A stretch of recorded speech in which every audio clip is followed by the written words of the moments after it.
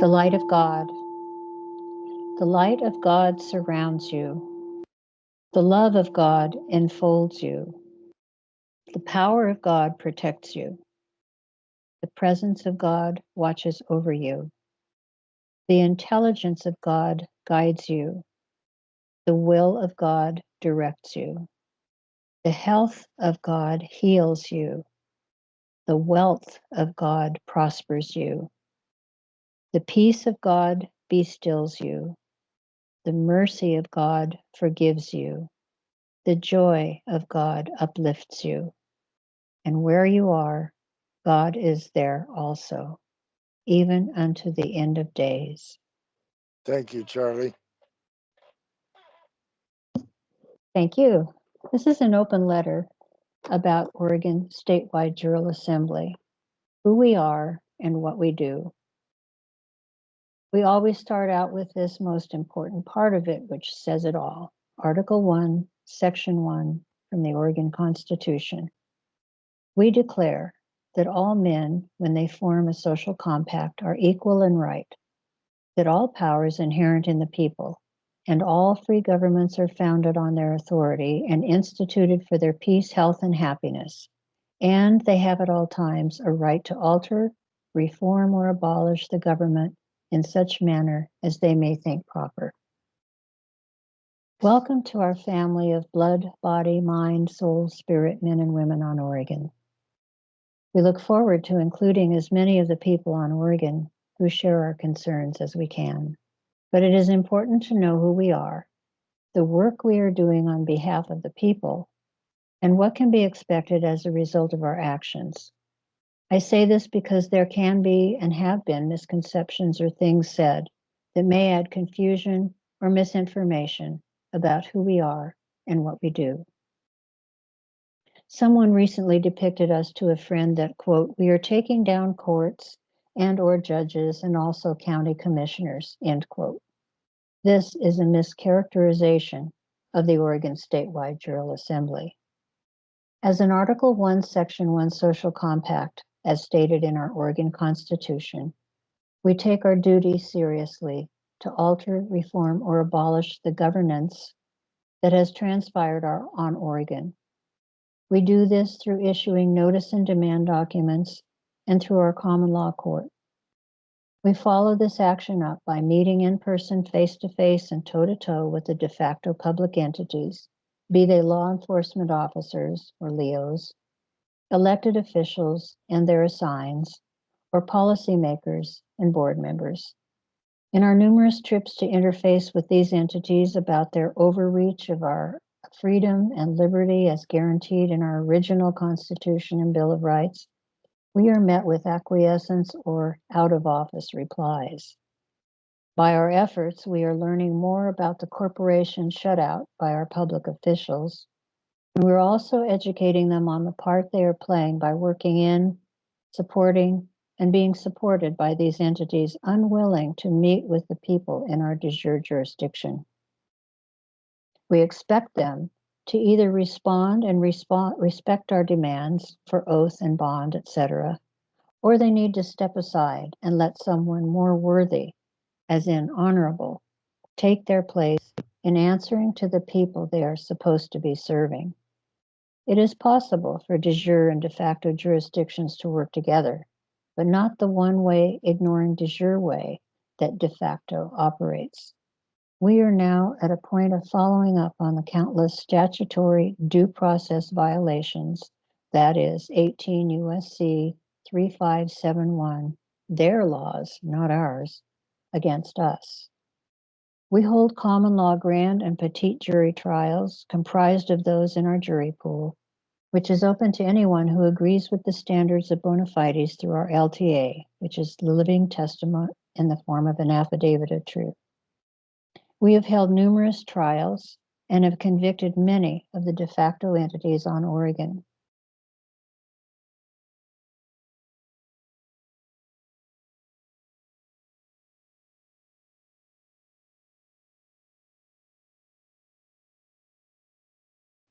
Enforcement is a question that always comes up. So we have our marshal service. Because of the question regarding enforcement or lack of it, we have formed a marshal service with Robert Bobby E. Graves as chief marshal, and so far 3 deputy marshals and growing. Anyone interested goes through a mutual vetting process first through Bobby.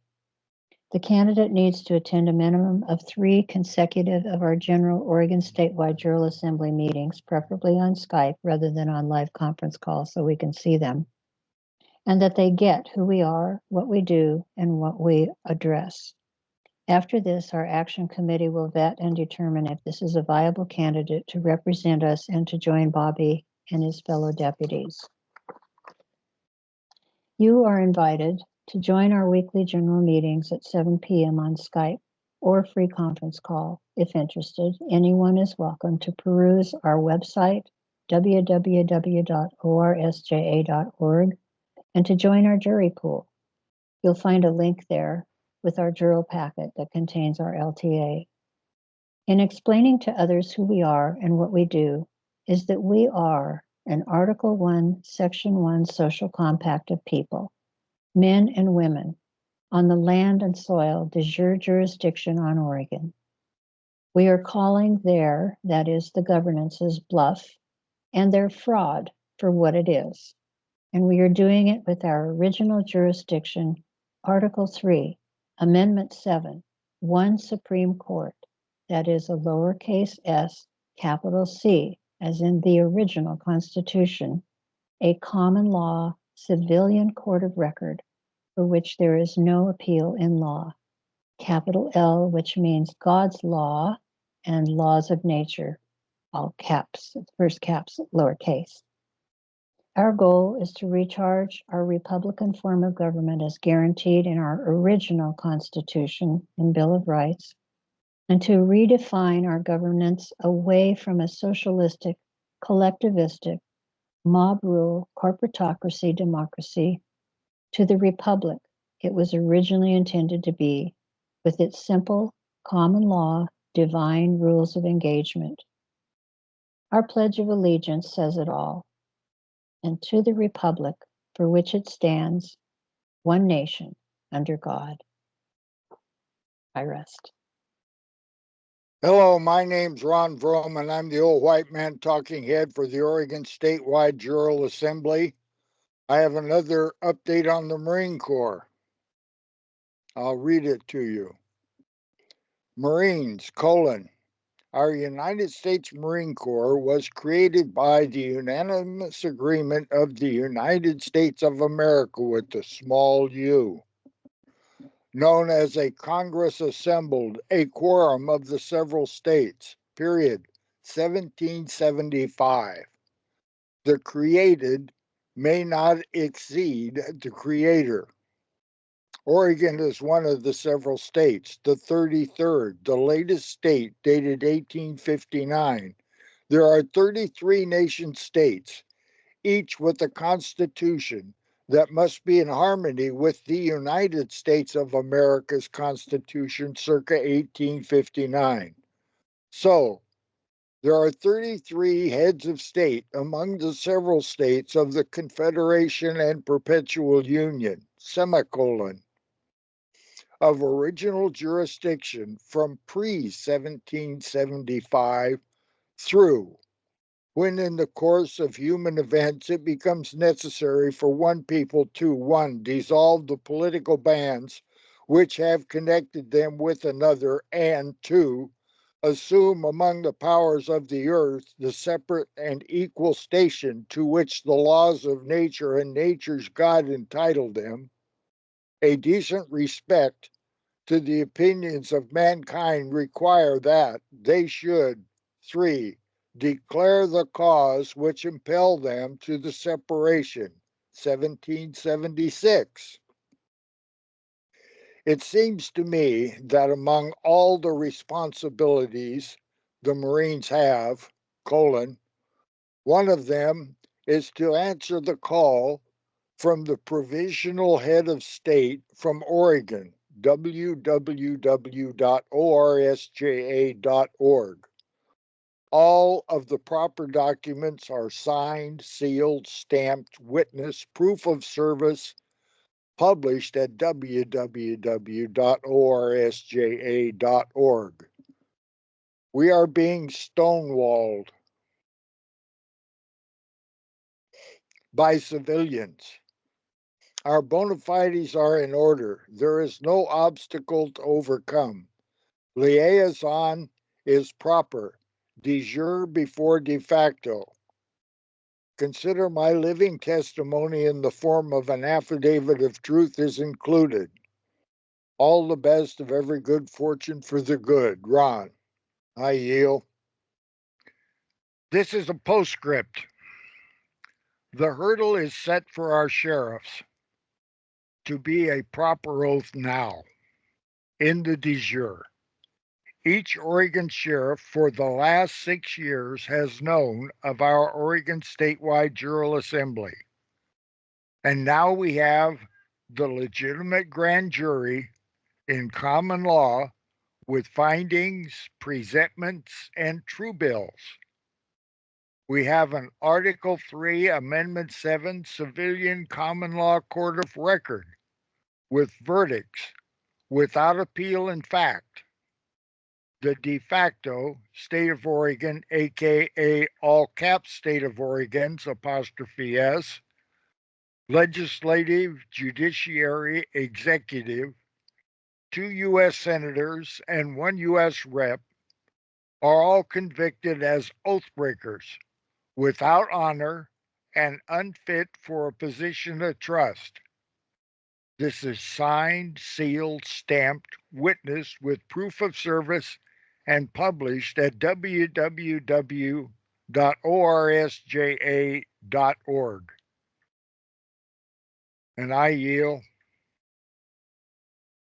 My name is Ron Vroman. I'm the old white man talking head for the Oregon Statewide Jural Assembly. Off camera is Lydia from North Dakota. Say hello, Lydia. Hello. We've talked several times and we stayed in touch on Skype for must be going on 2 years now. Yep. So you've just finished a winter in North Dakota. Tell me a little bit about all that and what happened, because backup is important. Well, this winter was actually pretty nice, but I was on the road a lot this winter because last fall, a bunch of us got together and we put together an initiated measure to get onto our ballot for election integrity. So I pretty much spent every month of October through would have been about April, going back and forth to our state capital to try and get, or the capital city, to try and get people to sign on our petition so that we can get this on the ballot for the people of North Dakota to vote on election integrity, which would get rid of our ballot or the electronic machines that we have here. It would also force the state to open up all of the precincts. Right now, we've only got about a third of our precincts here in North Dakota that are open. So it means some people have to drive 50 miles or more just to go vote, which forces them into getting a absentee ballot to mail in instead. And we don't want that. We want the absentee will still be available to these people if they can't make it there. So it's like if you're working, some people just can't make it. They work a 12-hour shift, they can't make it to voting day. But the rest of us, there's nothing that's putting us out to get out to that polling place and actually cast a paper ballot.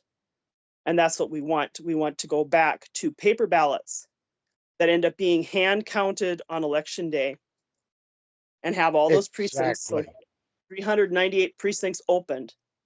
And we have a problem in our state also with the fact that many of our county auditors, they've been appointed. We don't get to elect them anymore. Well, we want that back again. We want to be able to put people that we can trust into those positions instead of having people appointed to those positions that we can't really trust all of them. Are they without an oath or are they with some kind of oath? Oh my goodness. Most of the people in this state have no oath. We found the same thing. In my county alone, three of the auditors, for example, or not three of the auditors, three of our county commissioners had no oath of office. And when I brought that to their attention, instead of them, I told them, what you can do now is you can apologize to the people that elected you for not following through like you were supposed to. Instead, they went and they signed an oath of office over a year past when it was supposed to be done. When I came in and went to their meeting and told them that it was now a theft of office, they just laughed about it. And they said, well, that's the gray area in the law. I said, it's not gray area. It's right there. It says that that oath was supposed to have been signed before you took those seats. If you don't sign it, you stole that seat, and that seat belongs to us. Exactly. So you stole that from the people. And so far, they're still thinking it's just a joke. But I think the more people that we can get woke up to the fact that we are the ones that are supposed to be in charge, not some elected official. That person was elected to represent us to the federal government, not to tell us what we can and cannot do here in our state. Because they're letting people get away with everything around here. And it's worse in the capital too. I actually FOIA'd all of our state officials, so our legislators, our judges, and our governor and our attorney general and secretary of state. And there's only 2 judges in our state, 2 district court judges that actually have proper oaths of office. The rest of them did not have proper oaths filed. Yeah. So, it's an issue with all over the place. It's county level, state level. A lot of cities don't have people with proper oaths, and they act like it too. They think that they've got the right to break the laws and enforce it on the people instead. Yeah. We find our sheriff is the same way. How you doing with your sheriffs? Same here. My sheriff here signed an oath when he was appointed to that position in 2017. And even though he's been elected several times since, he has not signed another oath of office. State's attorney as well. She has I think her oath of office is back in 2013, and she hasn't signed a new one since then. And they act that way too. They act like they are above the law when they don't have an oath of office holding them to what they're supposed to be doing. Can you get 3 more people to go with you? I've tried, and I'm going to keep trying. Good. I've been fortunate enough to do that. Cynthia has been fortunate enough to do that. We've got a bunch of people in our assembly that have been fortunate enough to get a crew of 4 together and be a court. It really counts. It makes a hell of a difference. Yep. It's just so hard to get people to even show up at these meetings. Oh, Every God. I'm usually the only one at our county commissioners meetings.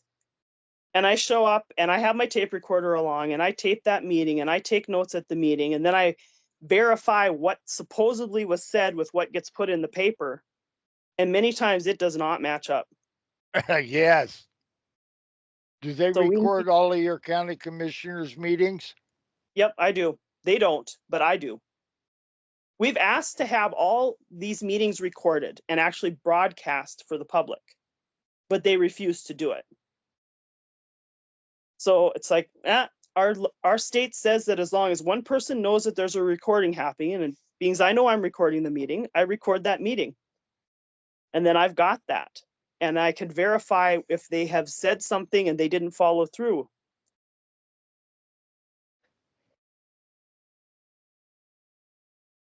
We're finding that they refuse to address the situation.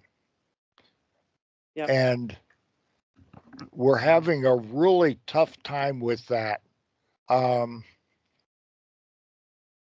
And I think you're going to have a tough time too if you can't get 4 together to have a court.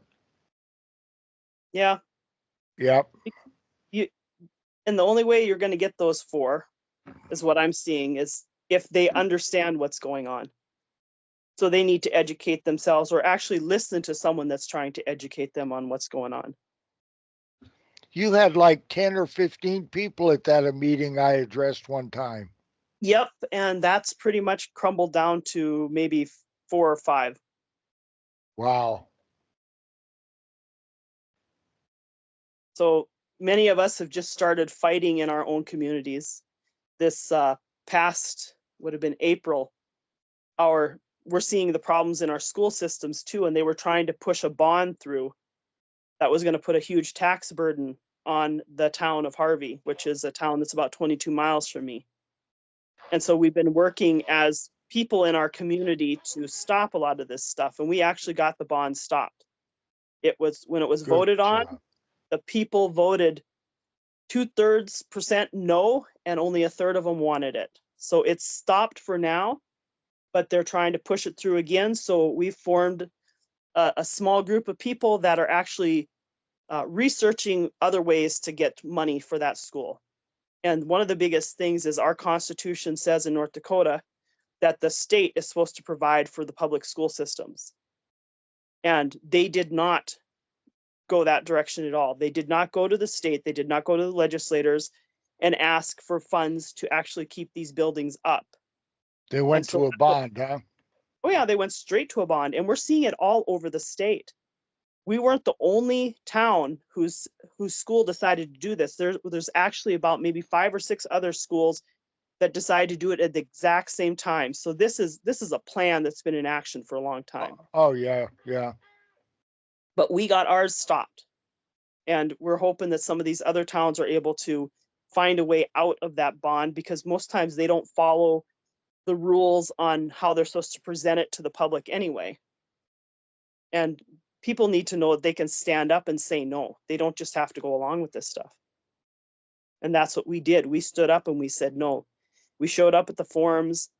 We asked them questions, which they didn't really want to answer. And when I asked them about the whole, did you go to the legislators? Well, no, you can't really do that. I said, well, this state constitution says it. So I had the Constitution along with me. And I printed the thing out for both parts of our Constitution that talk about education. And I said, it says right here that you're supposed to go to these legislators and get the money, because the money's there. It came from all of these school lands that were around the state, and they've got a school land trust. And it's set up for all education in this state. And if they could have a school in pretty much 2 schools in every section, and they could support that, they've got the money there to support these schools now. But they're just not putting it where it should be at. And the I'm so education part, glad you're doing that. Just yeah, really delighted. I'm glad more people are standing up and calling people out now too.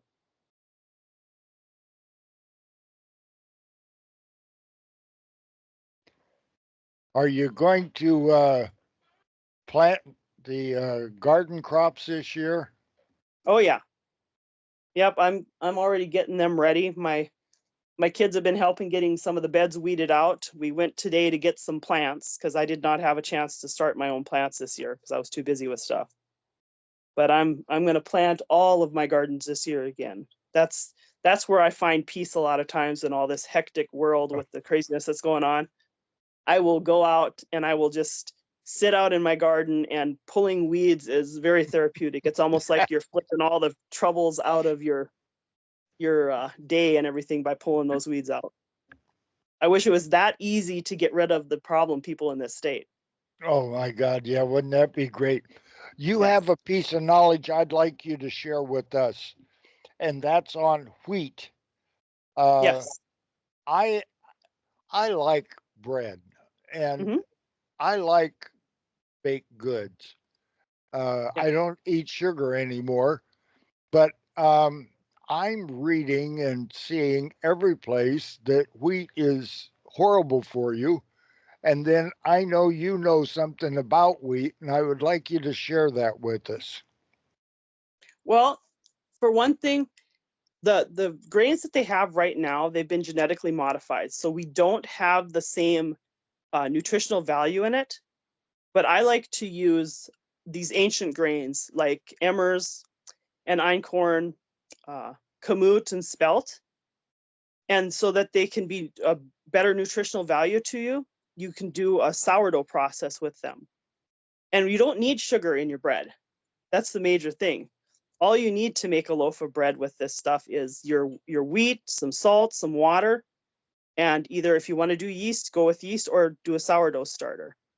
And you have a nutritionally dense bread that has all the different types of vitamins and minerals that you need for your body, and you don't feel like you have to eat as much either, because you take 2 slices of that and you're full, and you don't have issues with your gut or anything when you're using these ancient grains. And they're a whole lot better on the environment too, because you're not having to spray like so many of the farmers do, which is, spraying down for the weeds and stuff. And these ancient grains, they actually have the ability to grow and thrive and survive where they're planted. It'd be nice if more people went back to stuff like that. So all of these huge thousands of acres wheat farms are planting the modified grain that somebody modified to grow better years ago?